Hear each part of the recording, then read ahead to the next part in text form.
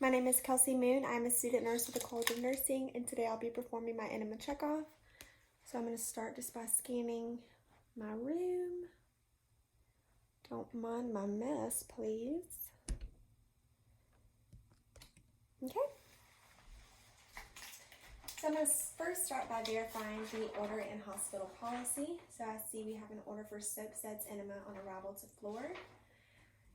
So next I would identify my patient using two identifiers comparing with the medical record and my patient's armband. So I see we have Jaguar Jones, medical record number 4176352, 4176352. I have it noted on both my patient's chart and armband that she's allergic to penicillin. So Ms. Jones, I have it noted here you're allergic to penicillin. Do you have any other allergies I need to be aware of today? Awesome. So I would gather all my appropriate equipment needed. So I have my enema bag, goggles, clean gloves, water fill container, lubricant, pure castile soap, and my waterproof pad, and my patient's bedside pan. So from here, I would perform hand hygiene and would don my goggles. So from here, I could move to a sink, but for today, I'm going to be using my water fill container. So I'm going to demonstrate filling my enema bag. So I'm going to clamp the tubing first, and then I'm going to pour in 750 to 1,000 milliliters of warmed water. And for an adult enema, you could use saline solution, but for today, I'm going to be using this with a pure castile soap mixture. So then I'm going to gently agitate the bag. Okay, so then I would prime my tubing from here, making sure my tube is reclamped, and I'm going to place this on my flat, hard surface, but normally in a clinical setting you would attach it then to the IV pole.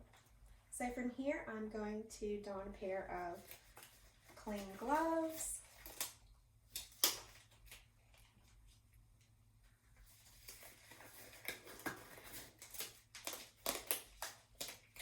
So from here, I would then raise my bed to a comfortable working height and lower my patient's side rail and assist my patient in left lateral sims, making sure to provide privacy to them and only exposing their buttocks. So from here, I'm going to place a waterproof pad underneath my patient.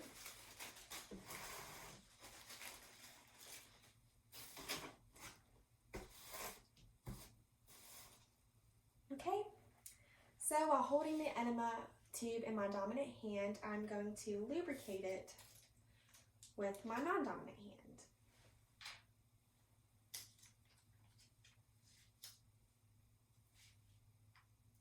Okay, and then I'm just going to leave it placed into the solution. So now gently but firmly, I'm going to touch my patient's hip and encourage them to take deep breaths during the procedure. So with my non-dominant hand, I would then spread the buttocks and insert my lubricated tube 3 to 4 inches into my patient's rectum. So if your patient has hemorrhoids, you will encourage them to bear down during the insertion to facilitate the process. So making sure to hold the enema tube in the rectum at all times. I would then remove this from the IV pole or my flat surface and raise it up above my patient 12 to 18 inches, making sure my bedside pan is near all times. So if my patient starts to experience cramping or is uncomfortable, I would then lower the enema bag and encourage them to take deep breaths during the procedure. So once all of the enema solution is instilled, I would then slowly withdraw the enema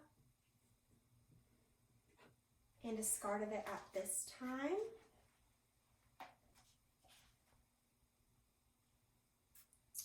So I'm going to encourage my patient to hold the enema for at least 10 to 15 minutes, and then I would assist them onto the bedpan, bedside commode, or the commode when they are ready to evacuate. So I'm going to place that underneath my patient. So you could raise the head of the bed for patient comfort, just making sure they are feeling good. So once their evacuation is complete, I would then assist my patient of getting off of the bedpan, and will grab my towel to cover it and place my bedside pan to the side. So then I would perform pericare to my patient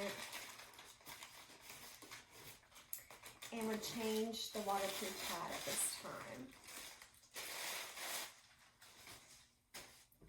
So at this time, if my gloves are visibly soiled, I would then remove them at this time.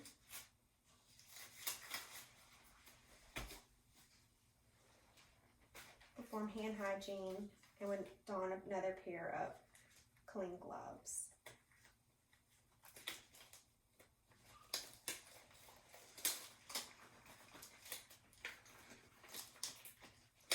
Ooh.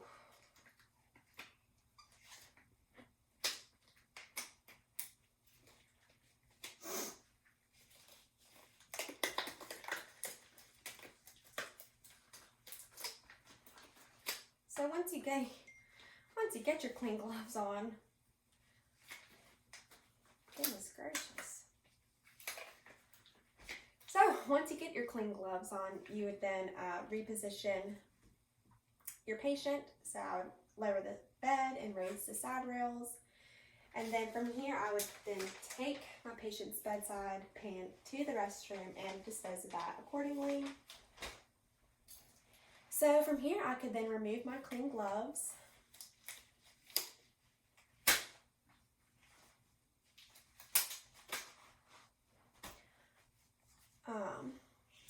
And my goggles, and perform hand hygiene. So from here, I would document the procedure, noting the amount and type of enema, the time the procedure was given, how my patient tolerated it, the color and amount of return, and documenting how my patient was left after the procedure. So that completes my enema checkoff.